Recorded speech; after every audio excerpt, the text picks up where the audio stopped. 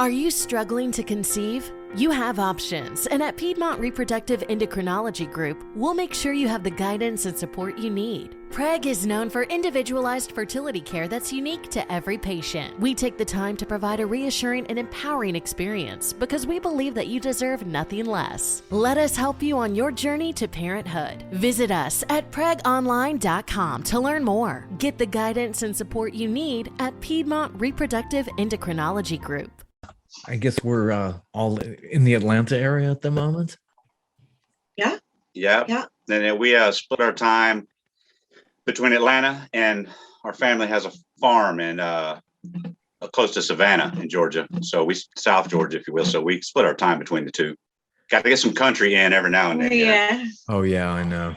You got to get away from this big city and the rat race. Yeah. That's right. Gosh, the driving has just gotten even like way worse. I've been here a long time too. So it's like, wow. It just There's worse. no rhyme or reason. There's just always traffic. Always bad. Yeah. It's just always bad. Yeah. It used to be just the rush hour and like, what's going on? Yeah. There's no rhyme or reason to it. Yeah. So let's start from the beginning. How did you all meet and how did this all become the Waymores?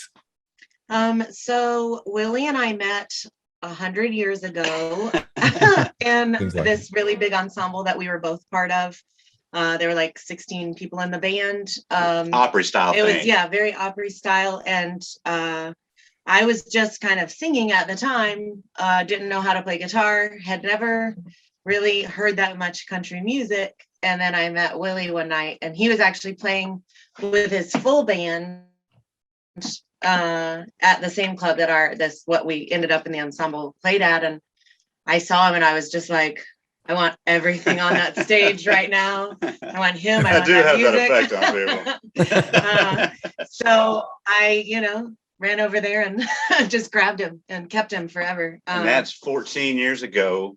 In April, we will have been together for 14 years. That was actually probably about 15 years ago that we met. It took me a while to snag him and convince him I was a great person to be a partner with. Turns out she was right. Yeah. Can't argue with that. Yeah. Amazing. But about 5 years ago, I had a career going already, and I was touring about 200 days a year when we met. And then Kira started doing her own thing, put a band together, started playing around. And eventually, we were both at the same headache. It's like I go on the road and I come home with no money because I have all these guys to pay, and she was like, yeah, I feel your pain. So we were like, let's just start doing something acoustic where it's just you and I, and we just wanted to do it around Atlanta first just to make some rent money, and we didn't want to oversaturate our name because we both had separate careers. So we started calling it the Waymores. And it got way more successful and busy than I ever thought it would. The puns. The puns. So that's the story of that. Became the theme song, basically, way more. Yeah. Awesome. So here in the Atlanta area, what kind of places do you play? Well, we've done Smithsonian Bar when we do, we've had the privilege of opening for some big names at Smithsonian Bar. And we play a lot north of the city. We got our start with a residency that ended up lasting like 5 years, 5 or 6 years at the Dixie Tavern, which is in Marietta, Georgia. And then we play little honky tonks kind of scattered all around. The Rusty Barrel. We play a lot of juke joints, Yeah. But we've done the Earl, I think. Did we do the Earl? Yeah, we did that a long time ago, though. And we've done Smithsonian Bar, and we've done the Star Bar, but with things as crazy as they are right now, we just kind of stay in the juke joints close to home while we're in Atlanta. Yeah, and it's just so great just to be able to you got your guitars. You're not bringing all, schlepping equipment. Right. It's so funny when we're on the road that our merchandise, man, we figured out a long time ago that merchandise is where, you really make your money. So it's funny, only a quarter of our gear, it takes up a quarter of the space in the van just for our gear. Our PA gear. Our PA gear and our guitars, but all of the store that we drag around eats up the rest of the space in the van. Right, yeah. The shirts, and you have CDs as well. Yeah. Oh, yeah, we have everything you could think of. We have flasks and little dugouts and all sorts of prayer candles. We have prayer candles. Yep. You need We have those, some yeah, ridiculous store stuff. No magic carpet though for you to. Not yet. No, but we do drag a big carpet around with us everywhere we go to put on the stage.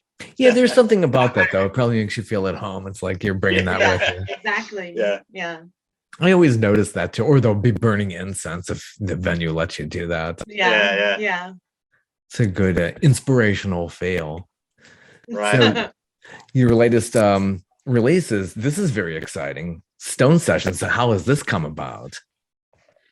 We wrote a lot of Stone Sessions during quarantine, just as a lot of artists did. Willie said in an interview we did the other day that it was like came out of the lockdown and every musician free time to write and be artists again instead of being on the road and doing the business part of it. So we wrote a lot of it during quarantine, and you'll kind of hear that theme through some of the songs about, you know, like in our song Road Worn, it talks about missing the road and wanting to be back on it and be back, you know, just touring. Our tour life was our whole world before the pandemic hit. And so we had a lot of feelings about that when it got taken away.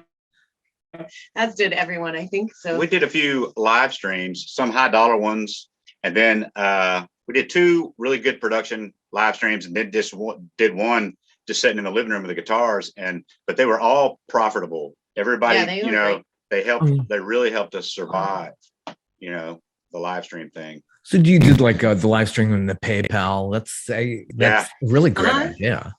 Yeah.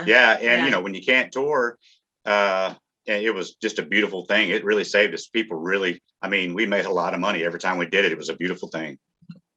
So putting Stone Sessions together, this is kind of the pandemic way of doing things. So you all did your vocals and sent files back and forth. And did you have like a good mix master? Is Steve Stone as your producer? Steve Stone, yeah. We would go to Steve's little studio, and we would lay down a scratch guitar and vocal tracks, but then we'd go ahead and put a bass track on it. Then we'd send it to Sean Thacker, our drummer, best drummer in Atlanta as far as I'm concerned. You know, he would lay down a drum track and he would send it back over and say, what do you think of this? What do you think of that?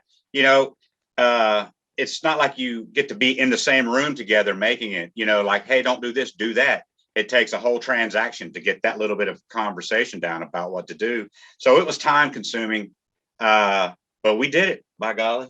Yeah, we missed a little bit of the camaraderie that you get in the studio.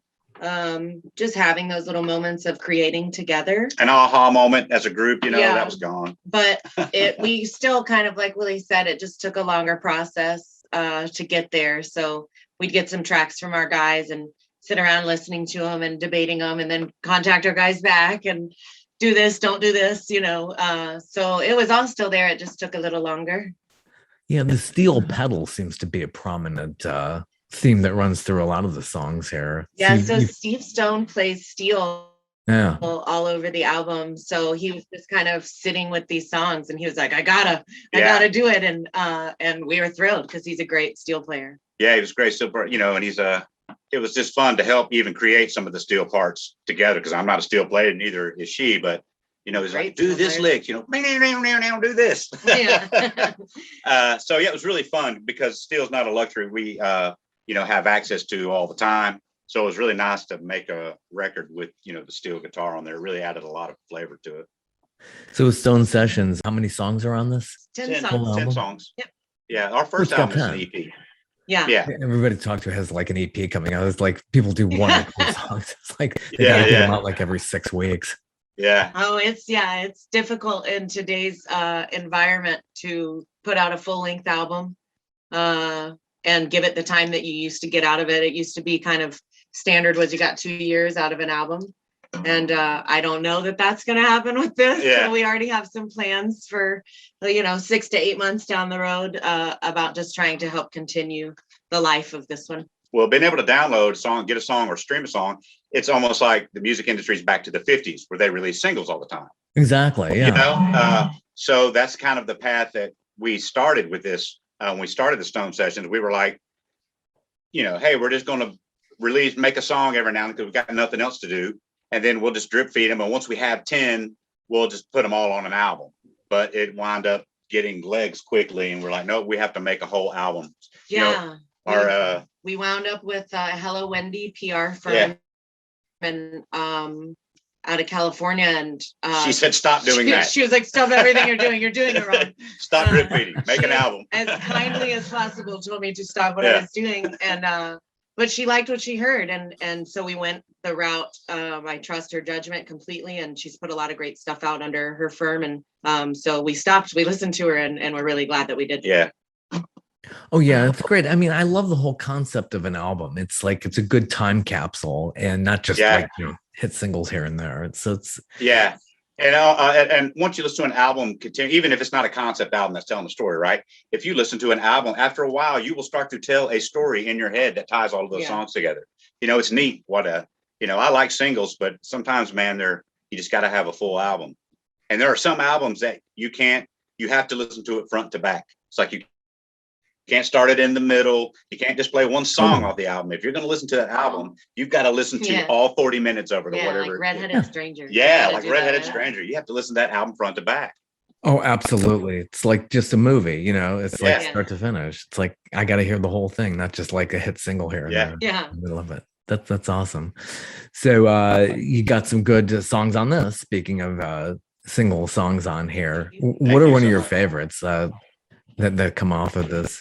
Ooh, that's hard. There's like they're all your favorites. You're like, that's hard. I have an answer right out of the no, I mean, I love them all, but Even When is probably one of my favorites on there. It's a real rocker. All of them, but Even When is probably my favorite one on there. My favorite is Road Worn. Right now, that might change next week or the week after, but my favorite is Road Worn. Nice. Yeah. Even When, it's like, it's a real good rocker. It talks about relationships. Yeah. When they can go bad, right? Yeah. As they tend to do. Yeah. No offense, baby.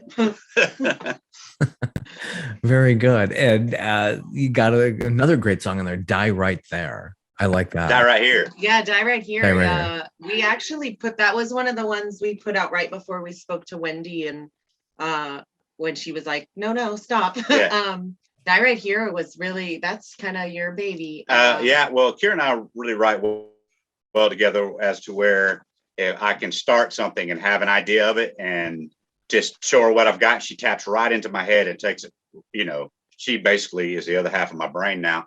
But she had something heated going on, some business deal going bad or something, and she was hot and heavy on the phone, and I was just wandering around the room with the guitar in my hand, and I started, with that, just started talking about some of the friends that I knew that always said they were going to do this and conquer the world, and still working at the factory in our hometown, So I wrote the chorus and part of a verse and showed it to Kira, and she was so mad and aggravated when I went over there to show her because of the phone call, and she just stopped and went, cancel everything we're doing today. We're going to finish this song. And I went, yes, ma'am. And we sat around and crafted that sucker. But I really like it. It's different and it's weird, but I like it. Yeah, it's got that Waylon Jennings. Yeah, Waylon Jennings. Very. To it. Yeah, that was the direction we knew we were going to go with it when we started forming as a song. We knew we wanted that slow, Clyde plays electric bass kind of feel to it. That's great. So what's the songwriting process like? Does one do the lyrics, the other the melody? You both crisscross on the formation? There's a lot of, all of that. So sometimes Willie brings me something, sometimes I bring him something. It's very rare. I don't even know if we've ever sat down for like a writing session. Like with intent to write. It always is something that stops us in our tracks. Like he said about Die Right Here, where he brought it to me and I was like, the whole day's screwed. We got to write songs now. Can I give you my antenna? So go ahead. So I had this theory about songwriting, whenever people ask, because I know my capabilities as an artist. I'm also an illustrator and do other artistic things, but songwriting is different. Because to me, it's like you're just an antenna and you're receiving the song. The song is already out there in the world. Just the life that you live conditions you to be a certain type of antenna. And I believe that. So once you start getting the song, it's coming. I mean, I'll come in the door and go, we don't sit down to write. One of us will just bust in the door and go like, check this out. I've started this, and we will just cancel plans or do whatever if we feel that song is about to be born. It's like a pregnant woman on the prairie. It's like this baby's coming right now. Stop. You got to stop everything you're doing. It's that same, we're birthing a song. But I thought my antenna was broken for a while because I was writing and writing and writing. Then one day it just stopped, and Kira Patch fixed my antenna. So now it turns out we both received the same signals. That's the way I look at it. They just kind of come on their own. Yeah, it's nice if one has writer's block, the other one can get the other one through it. And sure. Absolutely. She is literally the other half of my brain when we're writing a song. I can't believe I'm most of the brain, not just half. I'm most of it. Oh, that's funny. Yeah. And the singing is just so soothing, and it really just goes so well along with a lot of these songs. And just, did you want to do like a full or a snippet of one of the tracks off of Sure. Stone Session? Sure, we can do a full song. We'll do a full song for you. Do you want to do even one? Mm-hmm. Sure. Figure out how to sit here. Are you ready? Nope. All right. You ready? I don't miss none of my friends left behind dry back then. If you're sitting home just wondering, I don't miss you, I don't miss you even when walking alone in the cold, cold wind, those old memories rushing in, the cold cut deep just like a long lost friend. I don't miss you, I don't miss you even when I see your photos in an old shoebox, keeping track of everything I've lost, trying hard to hold on to what I've got. It ain't a lie, it's not a lie.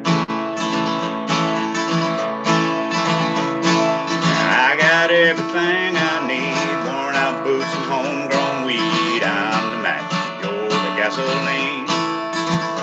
I don't miss you, I don't miss you constantly, till I see your photos in an old shoebox, keeping track of everything I've lost, trying hard to hold on to what I've got. It ain't a lie, it's not a lie. I don't miss none of my friends that left me high and dry back then. So if you're sitting home just wondering, I don't miss you, I don't miss you even when I don't miss you, I don't miss you even when. Thank you so much. I really appreciate that. You're welcome. Yeah, And the thank crowd you. goes wild. Yeah, exciting. A full-length LP. And I was thinking of your EP because I was listening to that just before all of this. Yeah, well, Yeah. good. Yeah, that's that guy's just an EP, but on the final there are 10 tracks, but on the EP, CD the and the digital, digital, yeah, yeah. there's only 5.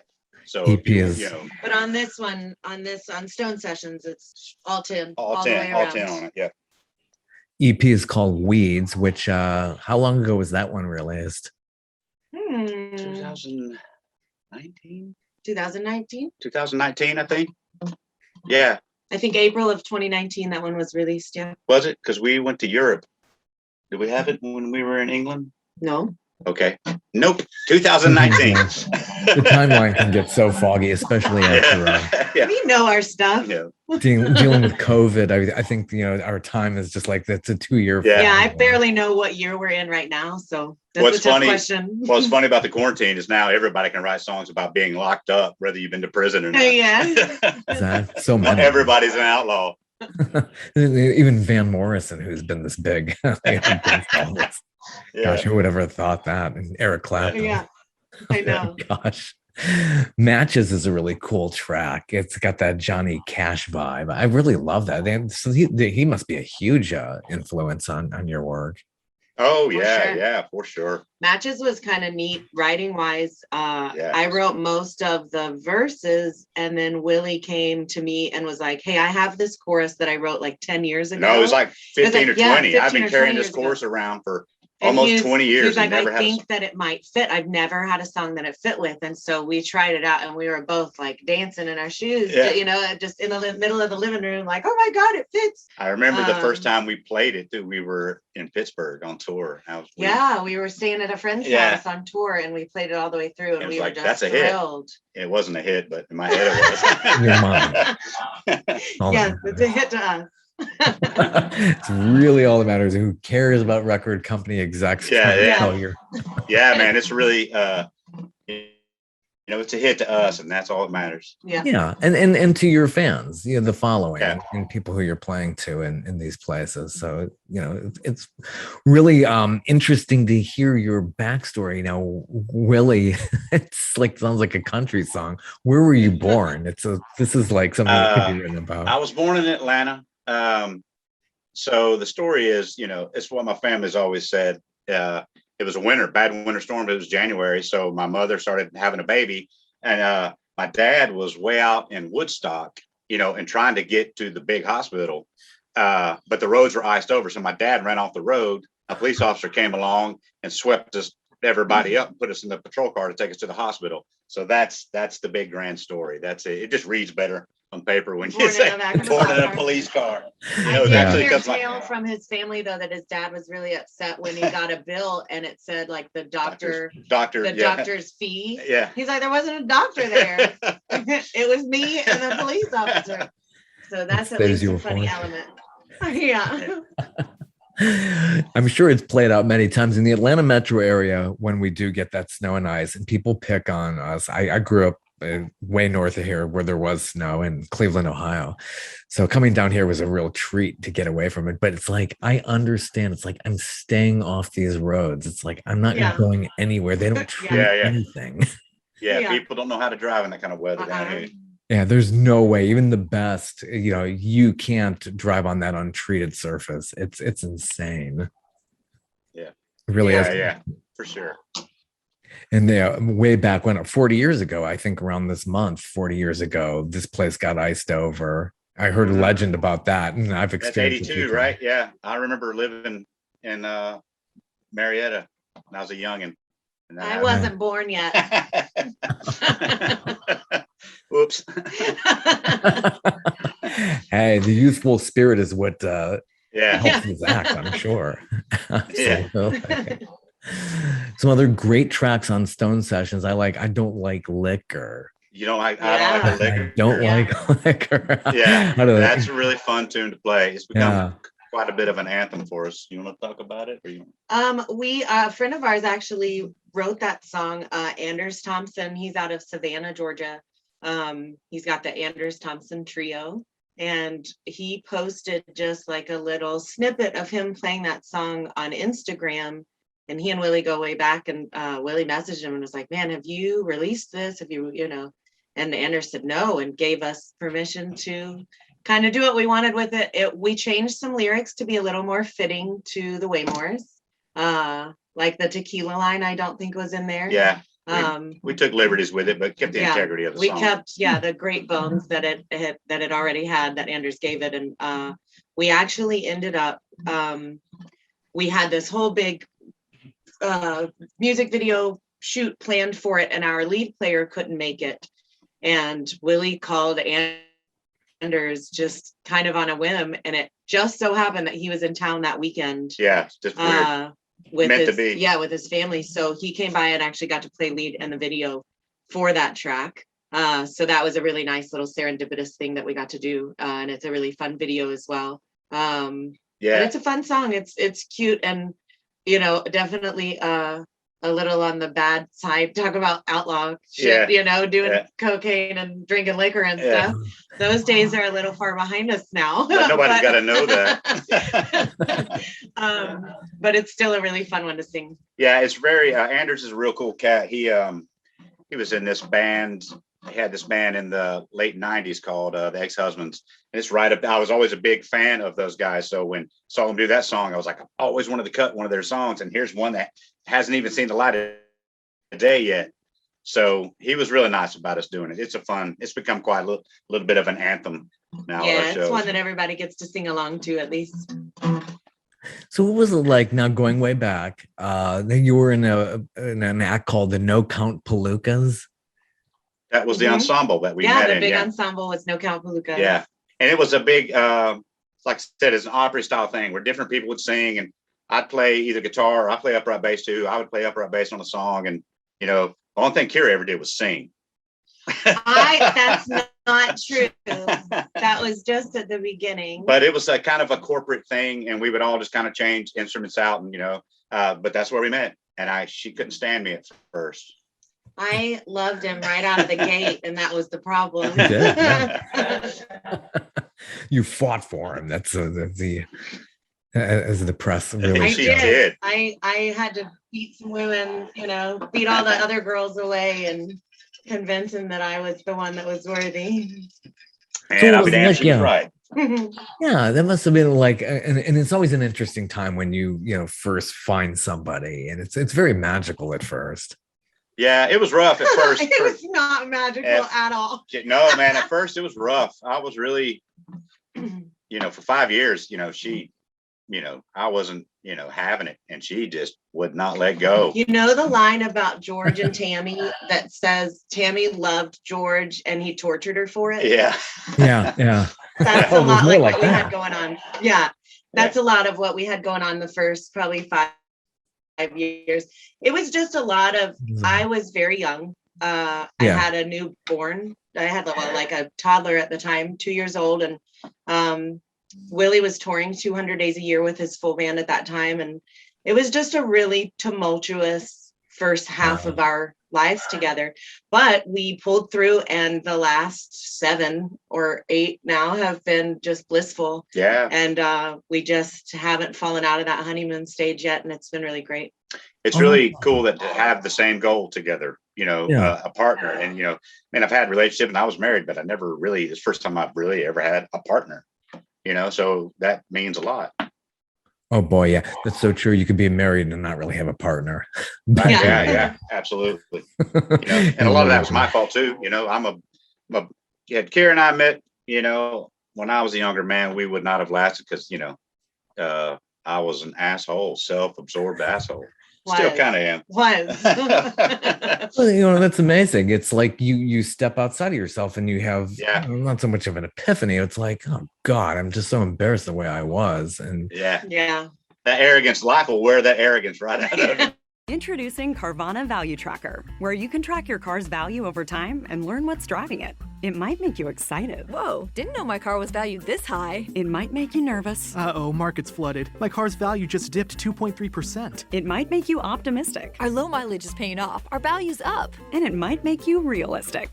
Car prices haven't gone up in a couple weeks. Maybe it's time to sell. But it will definitely make you an expert on your car's value. Carvana Value Tracker. Visit Carvana.com to start tracking your car's value today. Judy was boring. Hello. Then Judy discovered ChumbaCasino.com. It's my little escape. Now Judy's the life of the party. Oh, baby, mama's bringing home the bacon. Whoa, take it easy, Judy. The Chumba life is for everybody. So go to ChumbaCasino.com and play over 100 casino-style games. Join today and play for free for your chance to redeem some serious prizes. ChumbaCasino.com. No purchase necessary. Void where prohibited by law. 18+ terms and conditions apply. See website for details. It is really what it's worth it. It really is. And it only gets better from there. Yeah. So you do it all. Blissful. It is. You basically do it all. You produce, you book, you manage yourselves. Yeah. We have separate jobs. Kira handles the business end of stuff. I handle all the mechanicals. Like, I do most of the studio stuff when it needs to be done. And I do all the driving. I load everything in if we don't have help. The deal is if you'll handle all that business crap, because that is just terrible. It's like you don't ever have to touch a piece of gear. She does, but she doesn't have to. If we get to a venue, she walks right in, sits down, starts drinking. That's our deal, man. I know. Don't do that. She does it every time. Definitely do. I know, it's so great. Just like, I don't want to deal with that business stuff. I don't want to, deal with taxes, paperwork. It's just a headache. Yeah. And Yeah. deal with the booking. Yeah. So what is That's it what like burned me though? out. What's it like Go though? ahead. Go ahead. Sorry. What's it like though to go around and go booking and calling the venues? How does that work for you? Ooh-wee. That is not the most fun part of our jobs. I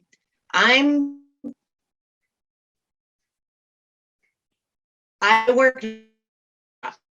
Yes, it's true. I never, like right now, I don't have my, because we're doing this interview, that I'm not doing any of the other work, but I'm never not working. We can be in the middle of a show and get a phone call, if we're on break or something, get a phone call and I'm going to take it, especially if it's about booking. I am to people that can, that help us book, to club promoters, to our PR firm, to anybody that's a part of our team. I am pretty much constantly available to them.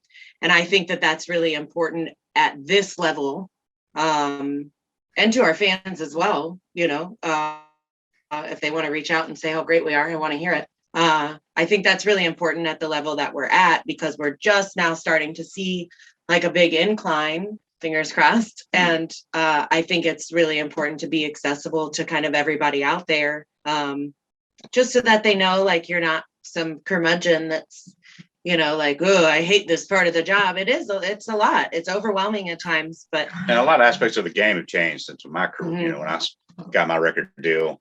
There's the social media aspect of it, which is a must. I can't stand social media, but it's a necessary evil in this industry, So on top of everything else she has to do, she has to make sure all these social media platforms are constantly updated. There's got to be constant content. I get tired of being filmed and pictures taken all the time. She's like, we got to have content. We have to have content. It is content. That's a whole other element of the game. A lot of people, when they get to a level of success, they hire somebody to just do that for them. It's such a headache, But Kira works really hard. She works. We both do. Yeah, thanks. Yeah. It also pays to be your own, your entrepreneurs. And but it's funny, I'll be driving down the highway. Yeah. Yeah. What do you, when you're driving down the highway? Yeah. And, she'll have the laptop. I'm sorry about the delay. The delay gets me every time. It's killing it. I can tell.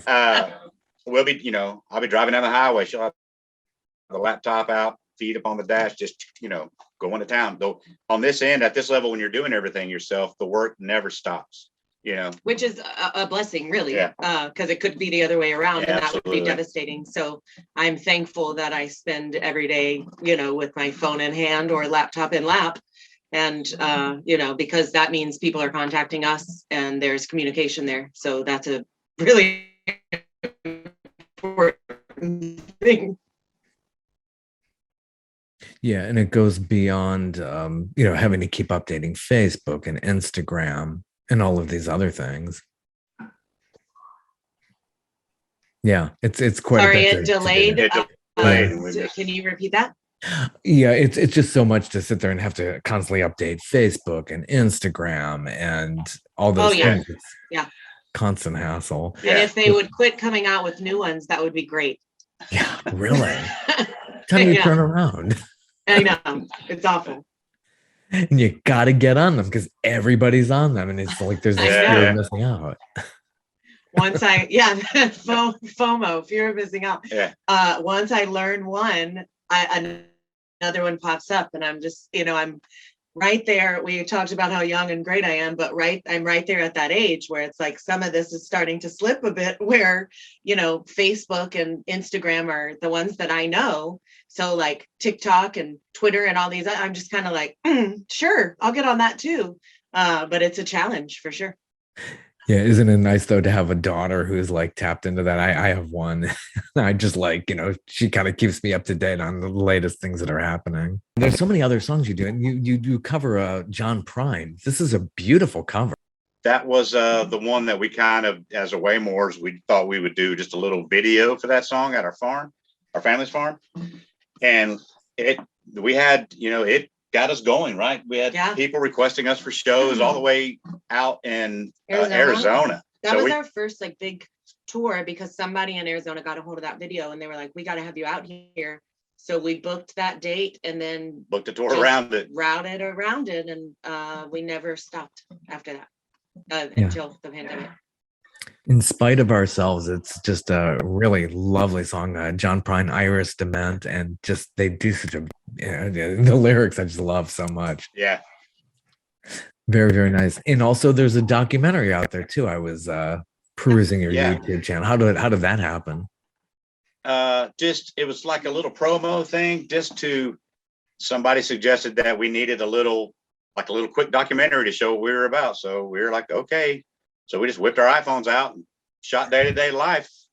Had a friend edit it down, and it got such a good response. We made 2. Yeah, we did. It's called The Rooster is Real, or The Rooster Was Real. The Rooster Was Real. Because in the first one, you can hear our rooster crow at the farm. And I was like, oh man, that's going to sound so fake. Yeah. And so we thought we'd put it out there. So The Rooster is Real, Volume 1 and 2. And it's just, that one is a lot of life down there, down in South Georgia or Middle Georgia, living on the farm and stuff. And we talk a lot about just how animals are better than people. Yeah. And but there's a lot of interviews in there as well with our friend that edited it. She would ask us some questions just about how we came to be, and Yeah. it's fun. It was just a booking tool. Yeah. Really was all it started out to be, but Captures I like your 'em. personalities, yeah. Yeah. Absolutely. Yeah, it gives you a good window into it, and who's this duo, and it really gets you like inspired. You've been touring, so are you basically like touring Georgia, Florida, Texas, Louisiana? Do you go beyond that area? We go to Arizona. We go out to New Mexico. Yeah. And then we go up to like Pittsburgh and anything north of Pittsburgh. Nope. Not yet. Yeah. So we've got a little corner bracket Yeah. carved out for ourselves. We do a lot of stuff in Texas because we're on a label out of Austin, Texas. So, so we wind up in Texas a lot. And love Austin. and Georgia and Texas are probably where we play all the places that we mentioned, but we spend most of our time in Georgia and Texas. Mhm. Yeah, what a great community Austin is. And the festival.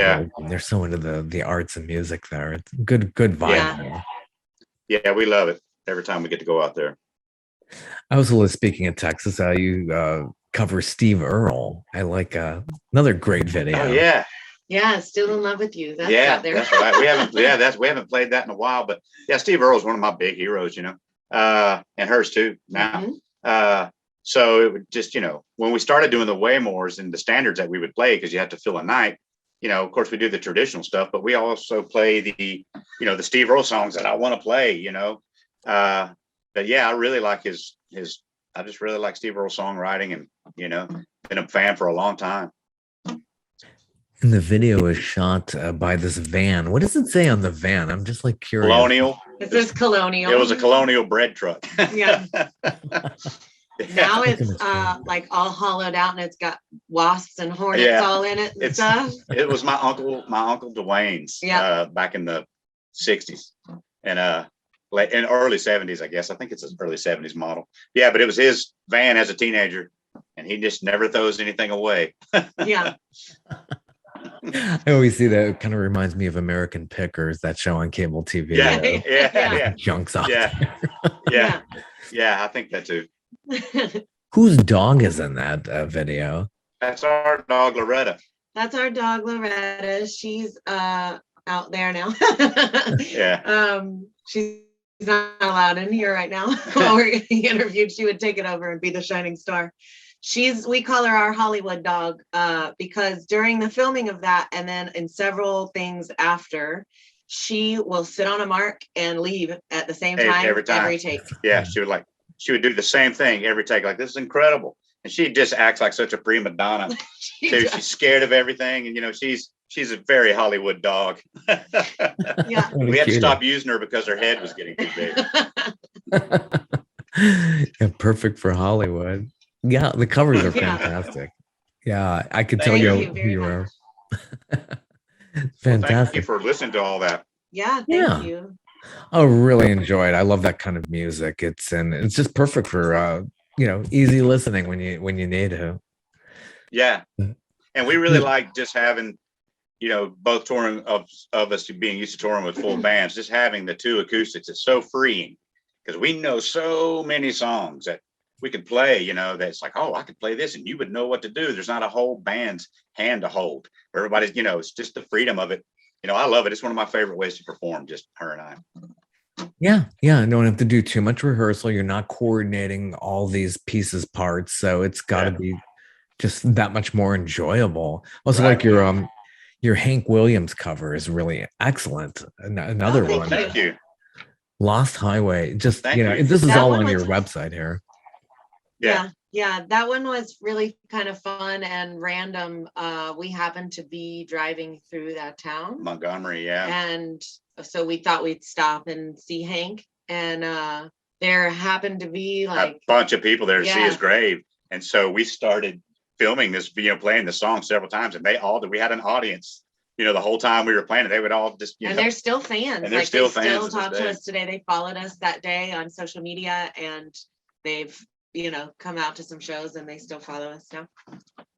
Awesome. I was thinking I'd like to hear a little of you doing the John Prine song, but I don't want to deal with copyright issues. We could play something off our record though.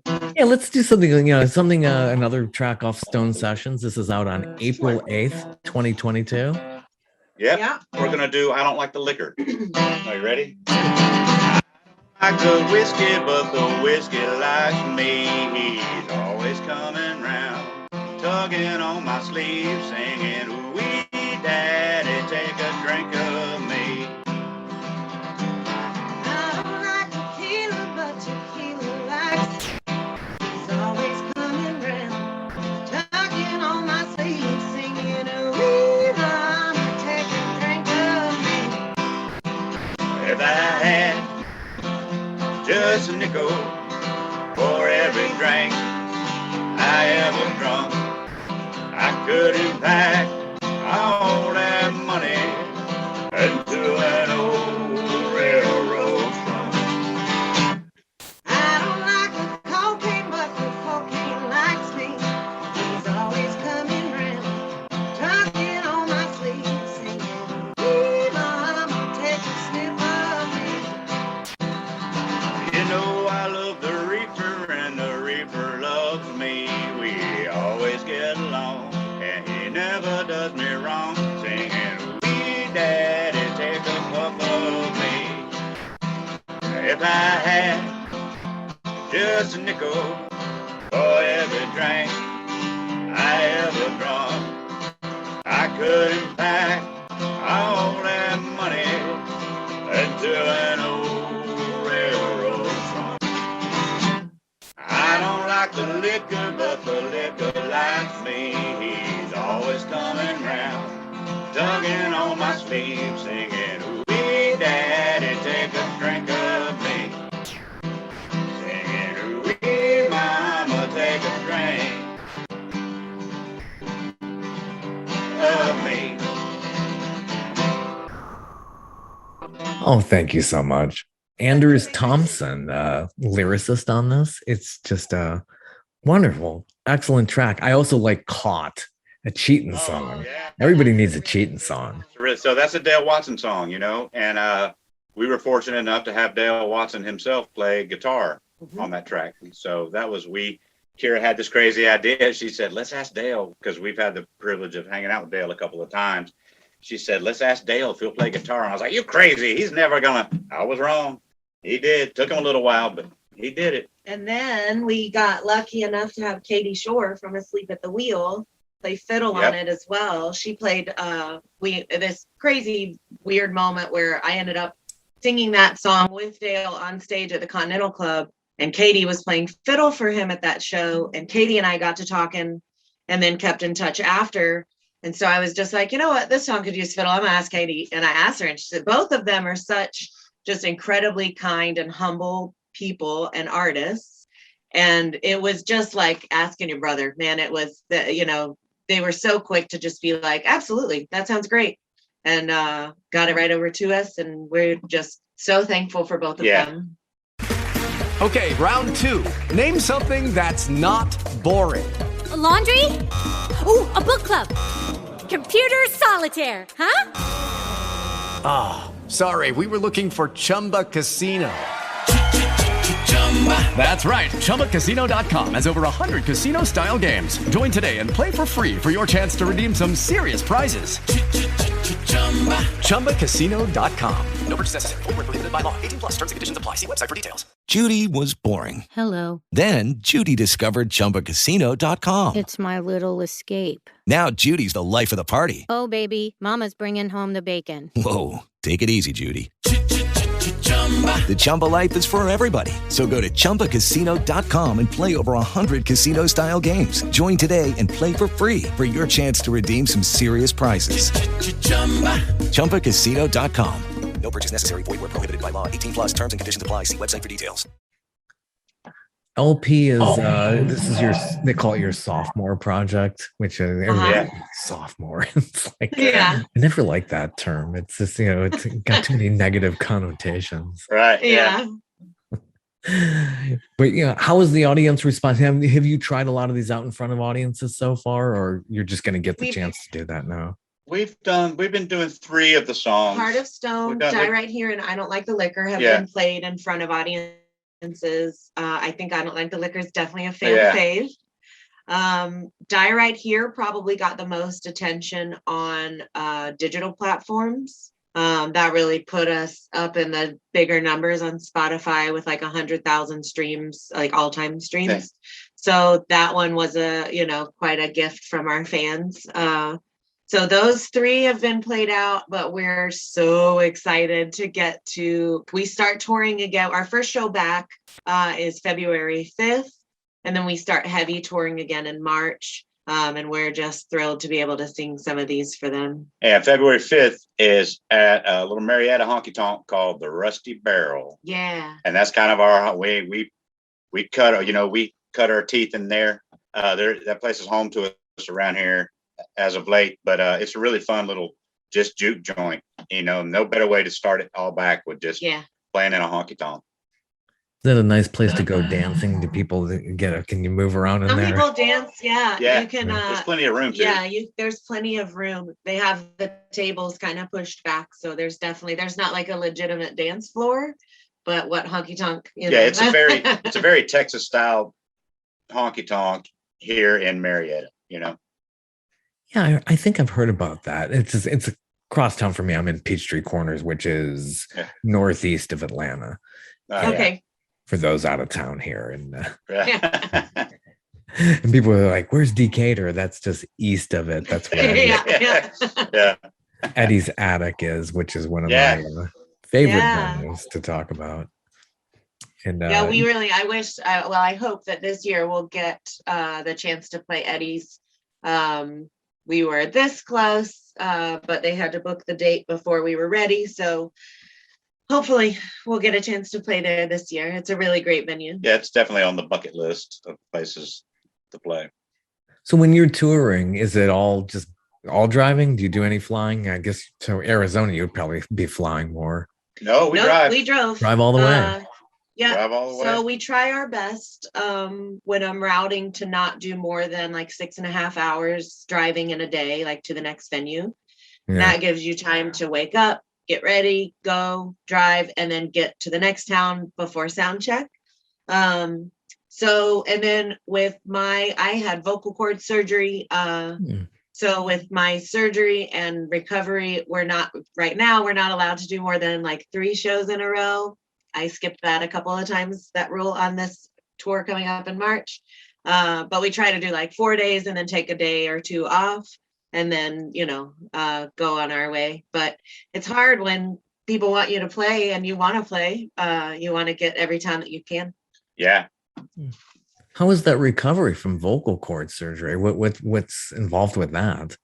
Oh, Willie's favorite. I had to be silent for about 2 months.